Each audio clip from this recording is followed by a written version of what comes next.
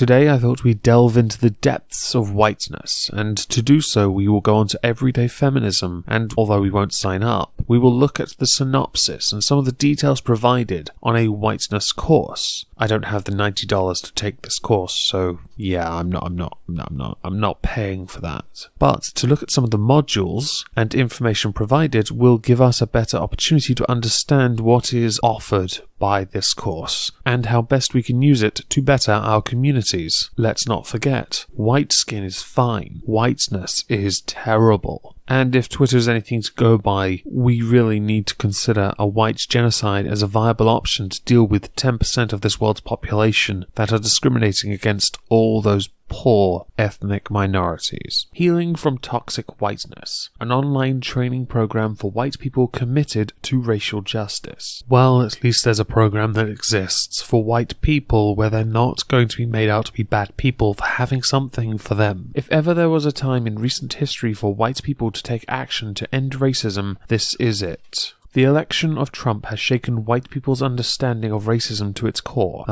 Trying to make money off the election result. How very classy. Now, as we all know, the news has certainly done a great job pointing out to us that the majority of Trump voters were white men. Are you trying to appeal to them by being condescending pricks and attacking their identity? It's revealed what many people of color have known and been naming for generations, that the US has deeply normalized white supremacy and is built on a foundation of systemic oppression. Well, at least I know this isn't targeted towards Trump voters. As I've been informed many times by many progressives, those that voted for Trump are fucking idiots, and therefore not able to understand long words. Now, as far as how your country was built, I'm not going to answer that, because it does not validate the need for a course in the current year, which is of course the best argument ever for a course on whiteness, and how bad it is. As a white person dedicated to social justice, you've known how racist Trump's campaign has been, but perhaps you didn't know how capable so many white people, perhaps including your own family and friends, were of electing him. A course designed to milk money from the coffers of daddy for those that identify as social justice warrior. Another needless qualification like gender studies. And the reason so many people were capable of voting for Trump was because they could. It's called democracy. You may be finding yourself coming to terms with just how prevalent and harmful white supremacy is,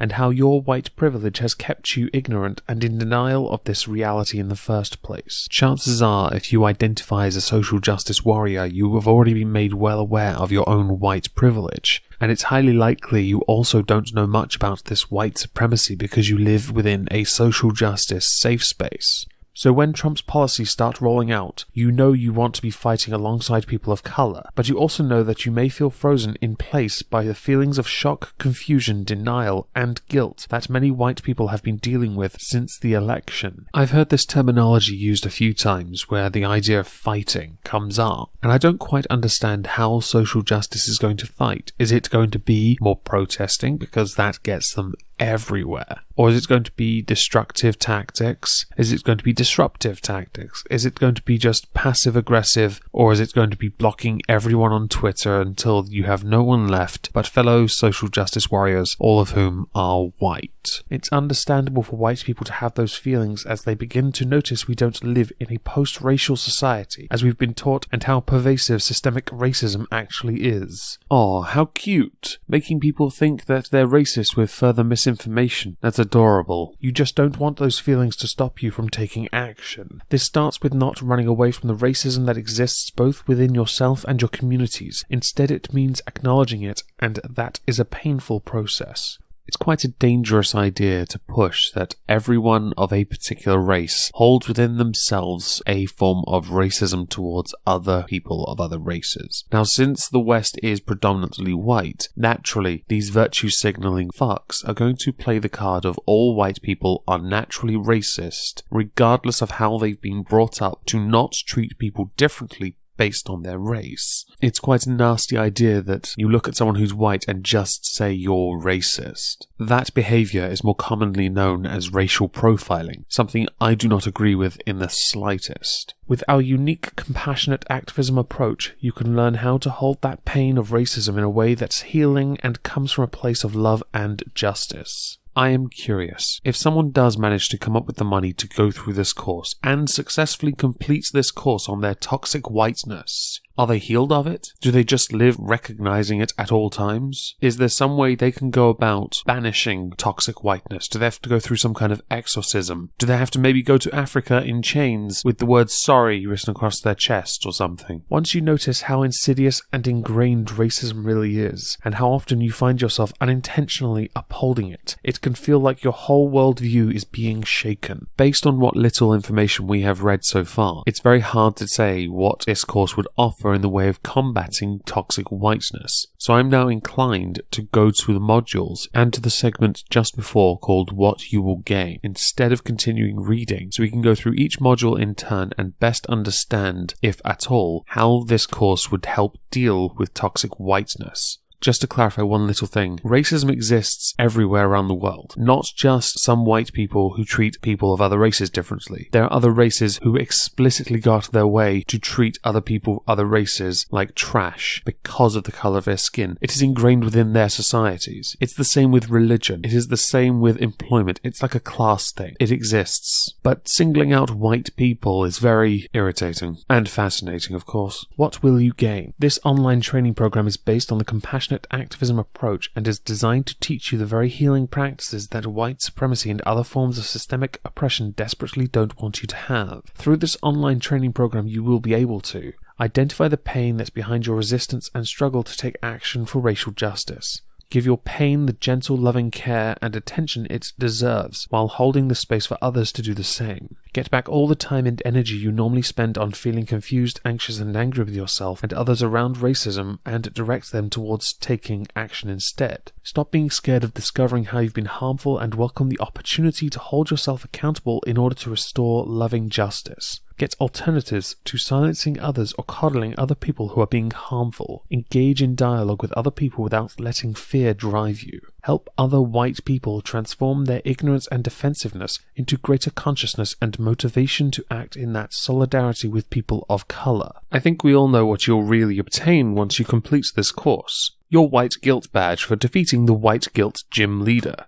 Now, of course, you'll also learn to recognize, because that seems to be a solution to a lot of things, which doesn't really mean anything at all. It's not a solution. And you will also know what it feels like to be robbed financially. Now, as I don't intend to waste too much time on this, I want to go to the modules. And for the modules, I'm going to read the module, and a friend is going to dissect the module and offer some commentary towards it. Module 1, a framework on how white supremacy emotionally harms white people. While white supremacy obviously benefits white people in many social and material ways, it's actually far more emotionally harmful for them than we often realize. Since our society struggles to acknowledge the pain of people of color from racism, it's understandable that we don't for white people either. However, given how common it is for white people to express disproportionate amounts of anger and denial at the mere mention of them doing something racist, there's clearly some pain they're running away from. During colonial America, white supremacy began to offer people of European descent a Faustian bargain, granting them white privilege in exchange for giving up their own humanity and pre-racism sense of identity. It was the only way to get white people to disregard the ongoing pain of people of color at the hands of other white people and institutions. This means racism requires white people to numb out their own hearts and disconnect them from their own cultural heritage and historical struggles, and most are only just beginning to realize that. Before I get into this, I would like to point out how much I hate the terms white and black. They melt a myriad of different cultures down to skin color, and that's already a problem. Someone from the UK will have grown up in a completely different culture than that of someone in Germany. Exactly the same way someone from China will have a different cultural experience to someone who was raised in Japan. Their only similarities are skin deep, and that is a shallow means with which to compare them. I'm never entirely sure what people mean when they call countries like the United States a white supremacy. Is it because it's a white majority, or because at some point in their history they owned slaves? Let's assume for a minute it's to do with history. Colonization of the world was brutal, and assuming every white person at the time was complacent in such brutalities is a falsehood. If that was true, slavery would not have been abolished in the US, and Native Americans wouldn't be receiving reparations to this day. Throughout history, all cultures have been brutally violent towards another. we can still see such brutalities in the Middle East. It's not inherently part of white culture. European settlers absolutely did cause immense suffering to the natives of America and African slaves, but people were not complacent. Slavery officially ended in the United States in December 1865, over 150 years ago, and it was done by a white president. This also means anyone that suffered through slavery is dead. What this whole program seems to want to do is make current generations feel guilt over the mistakes of their ancestors, while ignoring the fact that our ancestors also corrected those mistakes. That is what's causing harm to whites. Guilt over being born the wrong race, facing guilt over mistakes you had no hands in and are powerless to fix, without, of course, being ashamed of your own culture so much so that you want to denounce it entirely. Now, if any country with a majority of whites is a white supremacy, then is Japan a Japanese supremacy? Should every country be a perfect mixture of every race? Or is it only countries where white is the majority? That's a different conversation entirely. But for me, I think if you reside in a country, you should respect its culture. Does that mean you have to give up your own? Absolutely not. It simply means not trying to turn the country you've moved to into the country you left. There are good and bad parts to everyone's history, and no one should ever feel personal guilt over the faults of their lineage. Module 2, The Cyclical Journey of Healing from Privilege. White privilege disconnects white people from the reality of racism so they won't notice it happening within them and all around them, creating the need for white people to proactively reconnect themselves to this reality in order to address it. However, this is often a painful and disturbing process because it requires them to acknowledge that they've been kept ignorant of the reality of racism while at the same time personally benefiting from it. To be fully in touch with racism is to feel the pain of it and be moved by it to take action to alleviate it. As white people become more racially conscious, it opens them up to pain they hadn't even realized was there before. Module 2, my favourite. A cyclical journey of healing from privilege. You see, if you're born with white skin, you're inherently a racist piece of shit. And the aim of this module is for you to not only realise this, but feel an overwhelming sense of guilt at the atrocities committed by people of your skin colour fucking ages ago. White skin acts as a kind of shield or barrier against racism. And so a lot of white people don't want to acknowledge racism exists, saying things like, "But I wasn't alive then," and "You weren't fucking alive then either," which is simply down to ignorance of the fact that skin colour is absolutely fucking everything. Module 3, The Compassionate Activism Approach. Without some way of holding these many layers of pain, it is too easy and understandable for white people to revert back to being unconscious and disconnected. However, just because we reject our own pain doesn't mean it goes away. Instead, that pain grows in the background, unconsciously driving our reactions of fear and anger in ways that are not aligned with our values. This is why so many well-intentioned white people react defensively when they get called out for racism and refuse to engage in that conversation. Compassionate activism holds the space for people to get in touch with their pain in an affirming, humanizing way so they can know what to heal. Because once we care for all our pain, we begin to hold all of ourselves, including the parts we had been rejecting. From this place of wholeness, we're able to move with greater presence and respond to situations from our values of love and justice.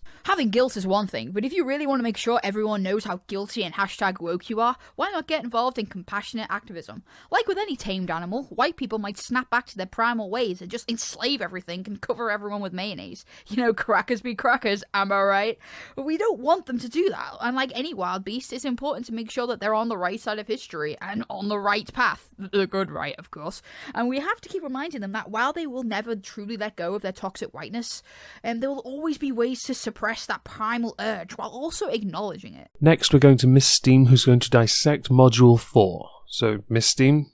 What? Do the thing. We spoke about this weeks ago. Fucking hell. Fine. Just later. Module 4. The first practice of noticing toxicity and acknowledging multiple realities. Dear God. Due to their unconscious conditioning by white supremacy. Unconscious conditioning? You mean brainwashing? What conditioning? From our parents, schools? And what are we conditioned to do? Are we conditioned to Are we conditioned to KKK or the black people? Asians? Also, what about mixed race white people?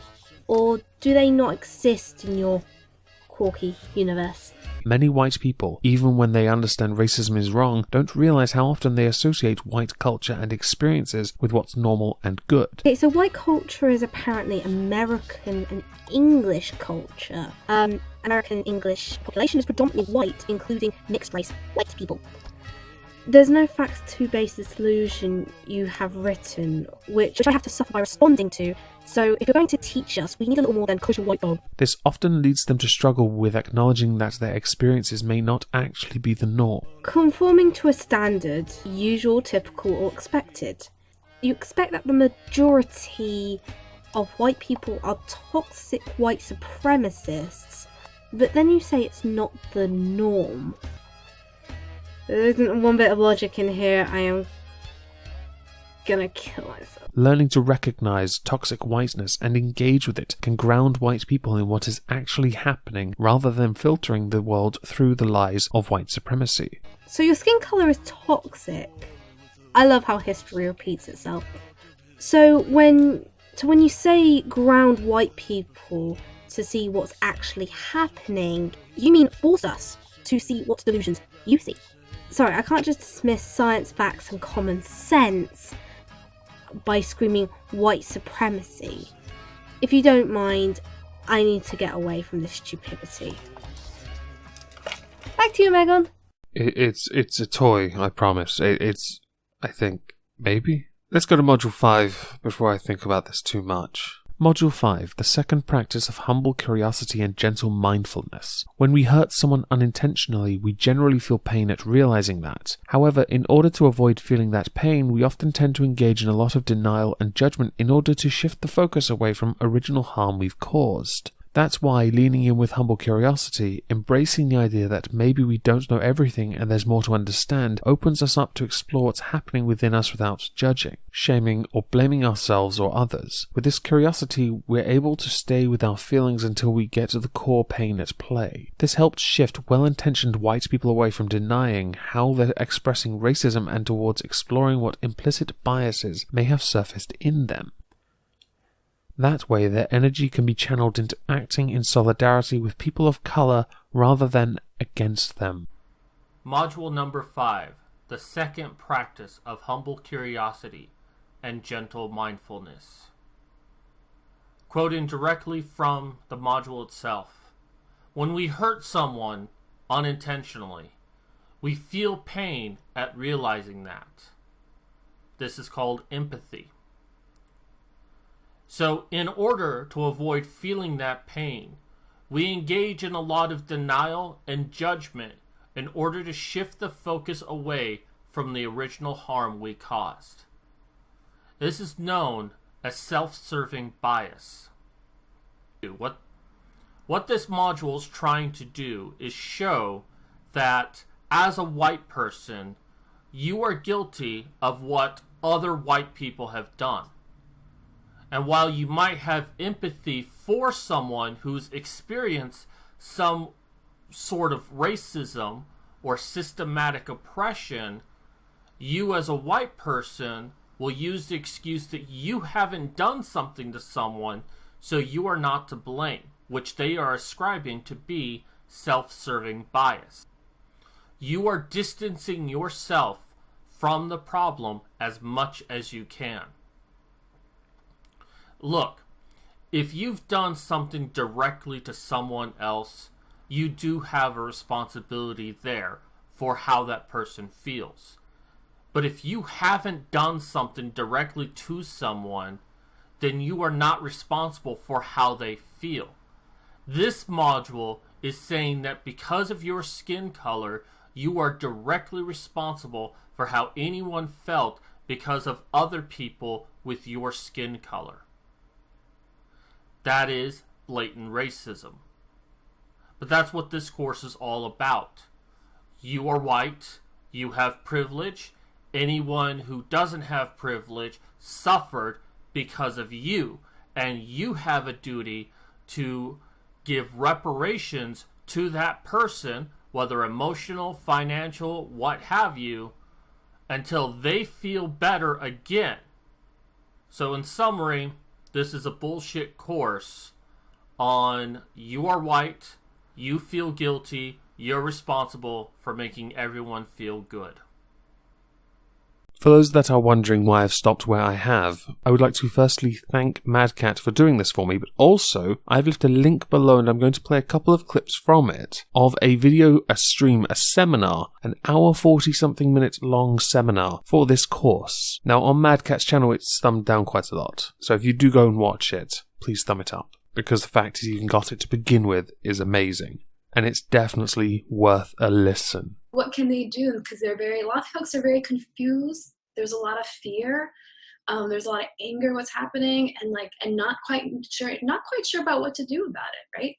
And so this is why we decided to do this program that is focusing on supporting white people in healing from the emotional harm that is caused by white supremacy, a topic that is often not discussed in our society and our movements.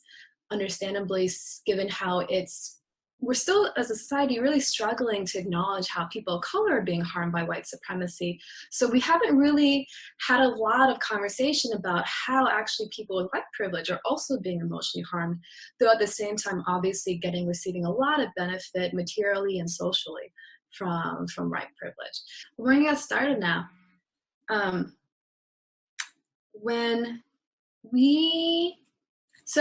I want to do this have this conversation with folks because, as I mentioned before, because we struggle to even still acknowledge as a society that people of color are being systematically and historically and continuously, pervasively harmed by white supremacy. There hasn't been as much conversation about how white supremacy is actually emotionally harmful to white folk. In the feminist movement, we do talk about how patriarchy has been harmful to men, and how toxic masculinity was created by patriarchy that yes, gave men male privilege, at the same time put them in this box, this man box, that was very emotionally damaging to them, right? And so similarly, and I think anytime you have systemic oppression and personal privilege, there's emotional harm, right? And that this gets compounded over the generation. And you're not right or wrong for that to be happening. It just is what's coming up, right? And it may not be your own trauma, it may be intergenerational trauma from the past, okay? There's a lot of context for this work, right? And so I want to really expand upon why, this notion that white people need to liberate themselves from white supremacy is not one that's often discussed. It's usually that white people need to help, people of color, right? And to save them from racism, right? And it's a sense that the racism is happening over there, like outside. It's not inside of us, right? It's not inside of white folks, right?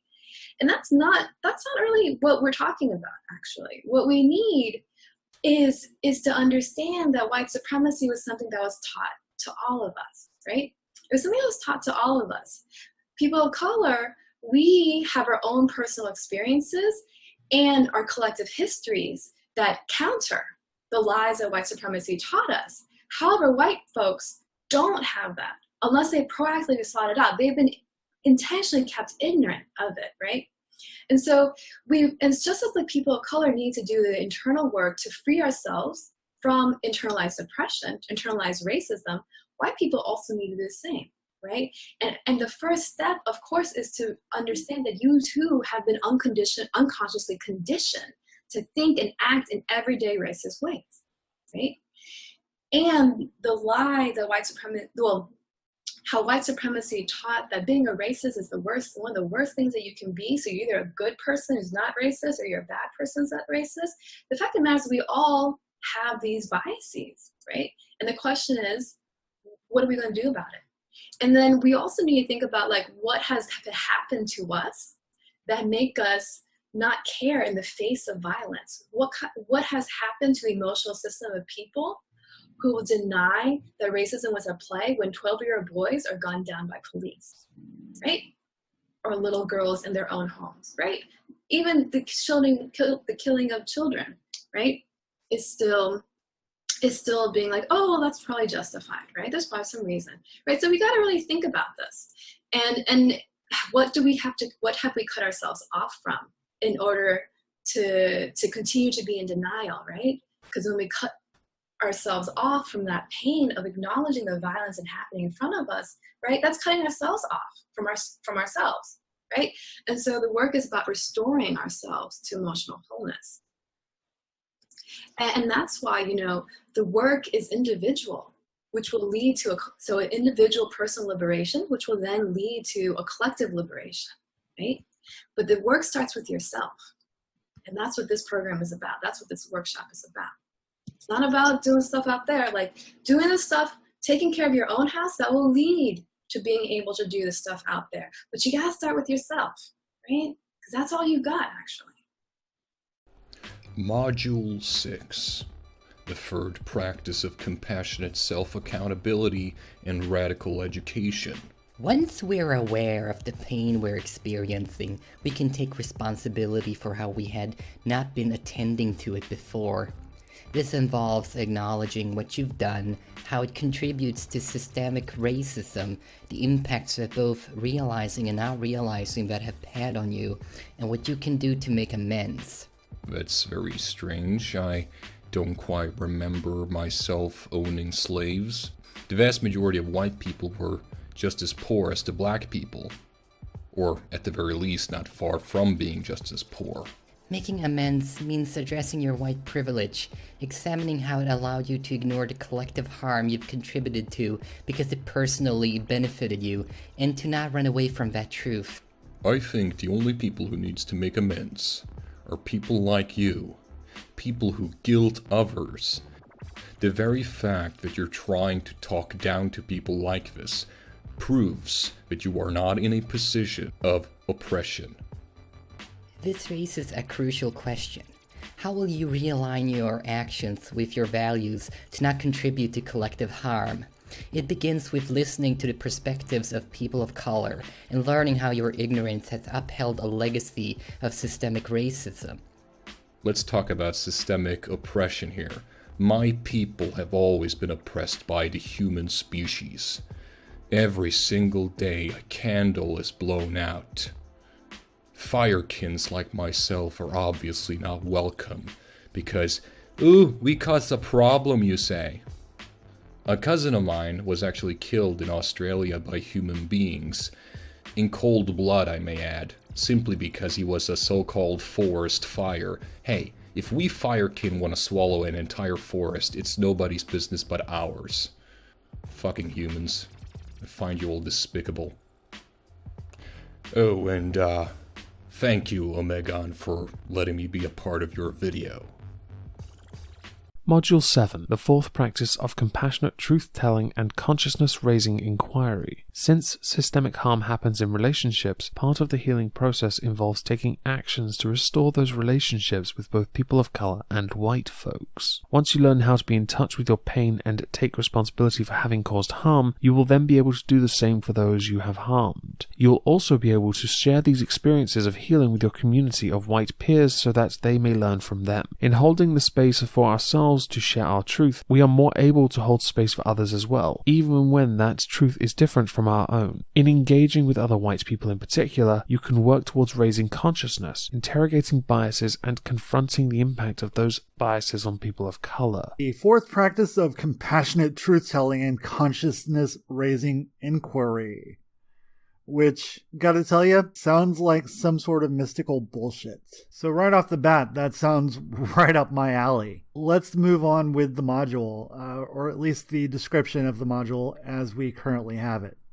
Since systemic harm happens in relationships, part of the healing process involves taking actions to restore those relationships with both people of color and with white people. And right off the bat, you notice that there is an othering. People of color are inherently different, according to this, than white people. There's some sort of flaw within white people that makes them terrible people or just awful to people of color. Now, why is that? Why would you want to make white people your enemy? Well, if you have an agenda if you have an agenda-driven narrative which says that white people are evil and thus people of color are good, then you create an us versus them narrative, which you can bond with people of color, non-whites. It gets a little hinky. Okay, in the next section it says, since you've been able to be in touch with the pain and take responsibility for having caused harm, you are now able to do the same with those you have harmed, if they agree to discussing it with you and with your community of white peers that they may learn from your experiences. Okay, what harm have I caused or have other white people caused to people of color? I know historically that, white people have been terrible to people of color, but also people of color have been terrible to people of color. Just for example, the West Africans sold other Africans into slavery. The Arabs in the Barbary slave trade sold everyone into slavery. It didn't matter if you were white or black or Asian or whatever. If they could catch you and sell you into slavery, they would have. I don't identify with this whole privilege thing. It's very much original sin, and since I don't have a set religion that is Judeo-Christian or Islamic, I don't believe in the whole original sin thing. It doesn't fly with me. Moving on. In holding the space for us to share our truth, we are more able to hold space for others too as well, even when that truth is different from our own. In engaging other white people in particular, you can work toward raising consciousness, interrogating biases, and confronting the impact of those biases on people of color. The fact that you have to keep harping on about people of color and how they're different from white people when,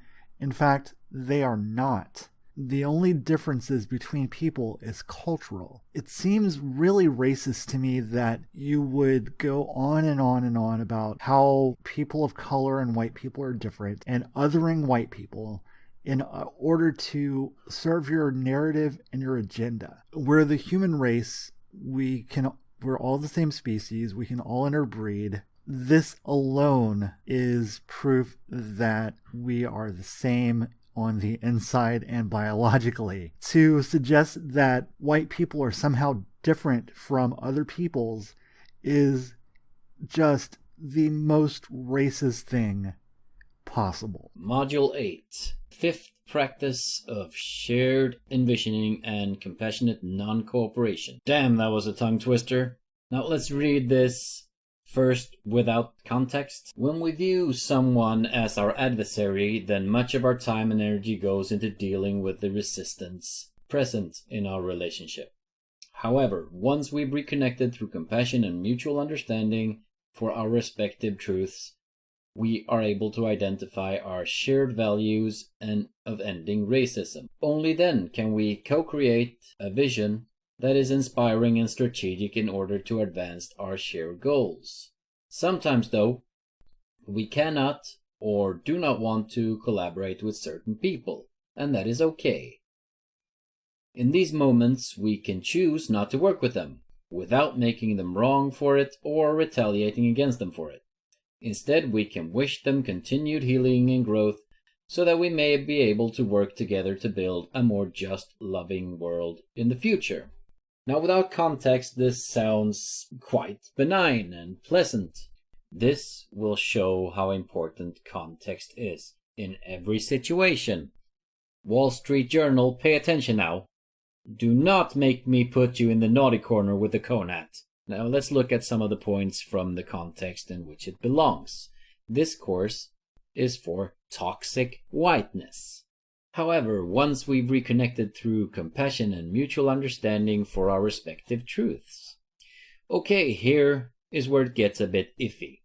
In order for there to be compassion and mutual understanding, one must be able to see both sides.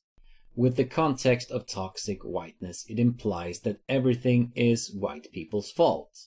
No matter the problem, it always has a white person at the origins of it. And all white people are responsible for what all other white people have done before them. No, I cannot be held accountable for something that has nothing to do with me as a person. Same as we can't blame Germans living today for what Hitler and the Nazis did during the Second World War, unless of course there are some of the old school Nazis still alive somewhere. Same as the people in the Nordic countries. We can't be held accountable for what our Viking ancestors did, nor can the British people be held accountable for what happened during the expansion of the empire. None of us were alive at this point. It also implies that people of color can't be held accountable for their lives and their current situation. This is a very demeaning standpoint to take, and if it was said about white people, I would probably be a bit upset by it. One can only strive to do as best they can with the cards they have been dealt. This goes for everyone, no matter their race, gender, religion, or whatever it may be. We are able to identify our shared values of ending racism.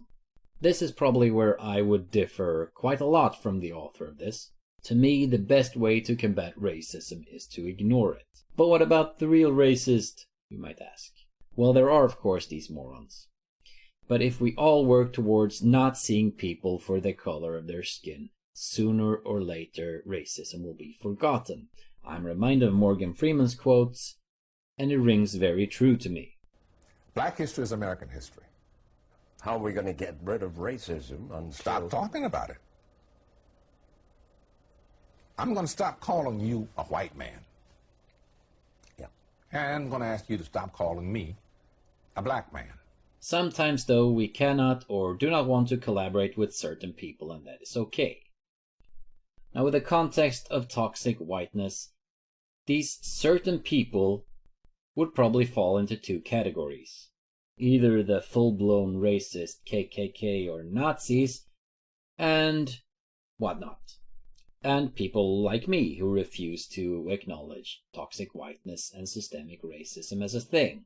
The last group are very much against racism, but in context they are not worth working with, and that's a bit sad to me. I think this group of people could bring many interesting thoughts to the table if allowed, but that would perhaps not be politically correct. In these moments we can choose not to work with them without making them wrong for it or retaliating against them for it. Now, with the context in mind, this one does not only sound wrong, it's more like a flat-out lie. The whole course is called Toxic Whiteness. This implies that white people are wrong no matter what, and therefore it just gets alarm bells sounding for me. You can't say, don't say that they're wrong, but we all know they're wrong. It's disingenuous. Toxic whiteness is a scam, designed to make white people feel guilty, and thus handing over some of their hard-earned cash and positions to people of different colored skin. If you have earned your position at your job, or work hard to keep your family secure, no one should tell you that you need to give that up. So to hell with this bullshit. It does exactly the opposite of what it sets out to do. It sets out to create a balance, but instead it becomes unfair. Module 9, the step-by-step guide to restoring internal justice with compassion. Compassionate activism consists of practicing that run counter of most of what we've been taught by society. This usually means we are pretty bad at taking on this new approach. Even for the most skillful, there are still some moments when we can get emotionally stuck and struggle to apply the practices. Therefore, this step-by-step guide was designed to be your mini-guide to the process until you become more skillful at compassionate activism and can more easily apply the different practices where appropriate. This guide covers the first 3 practices focusing on the internal process of getting in touch with your own pain and healing it. This sort of thing is insidious. I could go with the obvious and say that it's racist towards white people, with the way that it says that white people have no compassion and that white people need to be taught compassion through this compassion activism course. It's also racist towards people of colour in its way by treating them as China dolls. But this is insidious. This is the sort of thing that preys on those that already believe that white people are the bane of the earth, the essence of the world's evil, believing that by being born white they immediately oppress any person of colour. This preys on that mindset. They try to back it up by pointing to every SJW's favourite punching bag right now, Trump, as evidence of white supremacy and blaming systematic racism as to why white people are so racist. I am reminded of Morgan Freeman's words: to stop racism, stop talking about it. Treat people as people. Stop putting race before everything else. We are more than what race we are. But nowadays, even saying that is considered racist. Module 10, the step-by-step guide to restoring external justice with compassion. This step-by-step guide covers the last two practices, focusing on the external process of holding the space with and for someone else to engage in these conversations. It shows us how to intentionally and explicitly set up the conversation so potential roadblocks are addressed and the other person is invited into engaging rather than forced or coerced. While it can't guarantee it, this approach greatly increases the chance that the conversation will lead to reconnection and co-creation of a new, inclusive and anti-oppressive future. Okay, Omegon, I think you should just let the feminists take over on this one here. Model 10, the step-by-step guide to restoring external justice with compassion. This step-by-step guide covers the last two practices, focusing on external process of holding the space with and for someone else to engage in these conversations. It shows us how intentionally and explicitly set up these conversations so potential roadblocks are addressed and that others or other people or persons is invited into engaging rather than forced or coerced. Well, it can't guarantee it. I'm confused by that wording alone.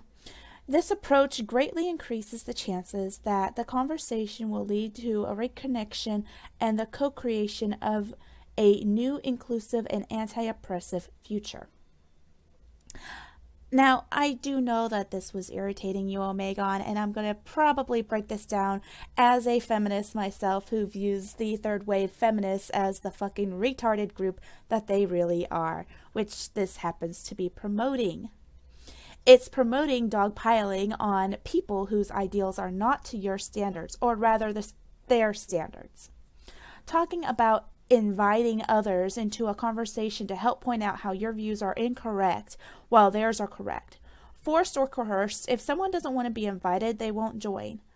Forcing or even coercing someone to join into a topic they cannot really cover very well is very much like asking a Disney-only fanatic about non-Disney topics, such as, Nerds Candy. Yeah, we'll use Nerds Candy for the example. The fanatic won't want to join in because they have no idea what to say, how to say it, or possibly don't even know what the hell nerds are.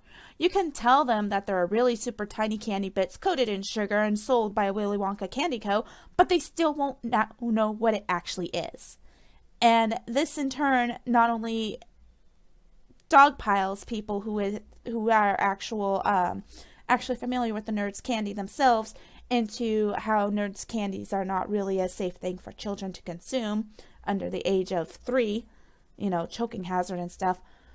But it also makes the whole conversation for the person who is a fanatic very uncomfortable, and yet they're being dragged into this. I think I would use the term rape on this, since they have coerced in here, and that's usually being enforced to participate. So they're pretty much being forced to participate in this conversation they want nothing to do with. But hey, it's a good thing because feminists are the ones promoting it. Only I'm not, and I'm a feminist.